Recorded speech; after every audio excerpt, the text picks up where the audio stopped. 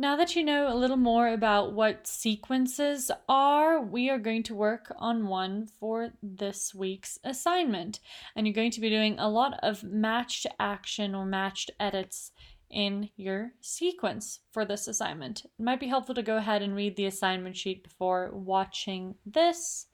But to get started, you will notice that the footage is all types of crazy colors.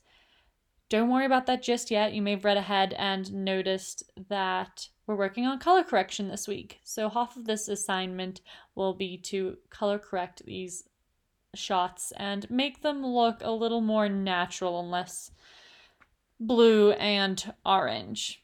We're going to ignore that for now and get right into sequences and matched edits. In an ideal world, in order to do this as an editor, the videographer has used 2 different cameras. We learned up about syncing shots in the previous assignment, so you could sync up the 2 cameras and then you could just cut between the wide shot and the close-up, and the motion would continue through the frame. However, sometimes the videographer doesn't have that luxury of having multiple cameras.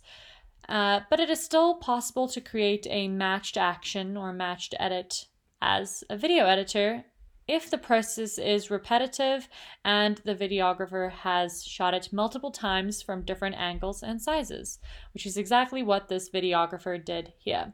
So here we have a baker, and he's doing a very repetitive action here. As I scrub through this footage, you'll see he is prepping some bread to put it in the oven. So here's a nice little medium shot of it. Goes to a wider shot of it. In the next clip, there is a close-up of the same thing happening.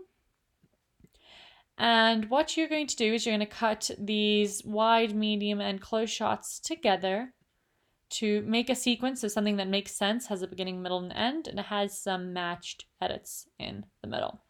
So here we have the close-up. We see he is cutting the bread. And then going back to that wide shot, we see he's doing the exact same thing. So I'm going to start with this wide shot of him cutting the bread. I'll make my in and out points and move it onto the timeline there. And then I'm going to go to the close-up and try find the exact spot where he ended off in this shot. So I can see he's about to place the little knife on the second piece of bread. Let's see if I can find something comparable. Oh, there we go. That's about close. So I'm going to make an in point there, play through, and make an out point. There we go. Now let's take a look at that. What have I edited together? So my timing is a little bit off there. As you can see, at the end of the first shot, the knife is not yet touching the bread, and then the start of the second shot, it is touching the bread already. So that is not a true matched edit.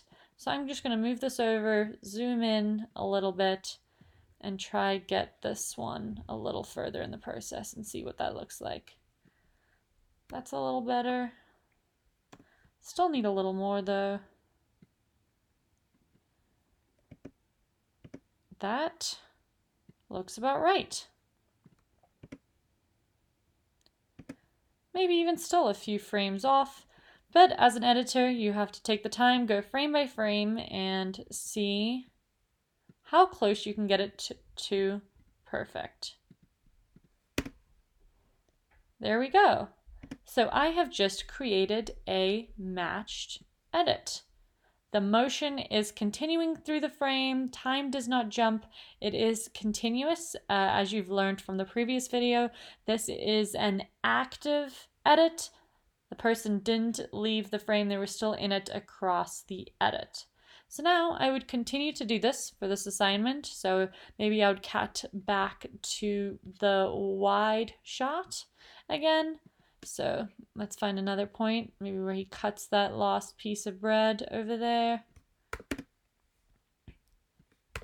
and continue on like so. Obviously my timing's off there, but you'll have to go through and work on that. Now you need to have 5 matched edits in this assignment. They can be active or inactive, so you could maybe wait for his hand to leave the frame here and then have it enter in the next one. Or you could do what I've done and time them out. You need to have a lot of attention to detail with this assignment. So here you'll notice that he ends up putting the bread in the oven. If you cut to a close-up, like over here, when he's putting the bread in the oven, you need to make sure that the oven is at the same angle in the second shot as it is in the first when you make that cut. So going frame by frame will help a lot in this instance. Like I'm going through on my timeline here using the right arrow key that's taking me frame by frame across the video. Now I just have 2 here. The second one's not timed out. You need to have a minimum of 5 and it can be no longer than 30 seconds. So that can be challenging on its own. And it needs to make sense. So here's some other examples. Close up of him kneading the bread, wide shot of him kneading the bread. And you want to make sure that it makes sense. So there's some cutaways included in the footage. So you can maybe show him kneading the bread and then a cutaway and then them putting the bread in the oven or the other way around. It's really up to you on how you want to tell this mini little story, put together this little sequence over here. But it has to have at least 5 of these edits where motion is continuing across the frame and be no longer than 30 seconds. It's going to be a little challenging to do so. Also, you're going to notice some problems. So in one of the videos, he cuts the bread and he's moving one way. And then you'll see at this point, he actually moves across the bread the other way. So you need to look for these little discrepancies since it was only shot with one camera when you're working on those. Next, I'm going to talk a bit about color and how to approach color correcting these shots at the end of the color section.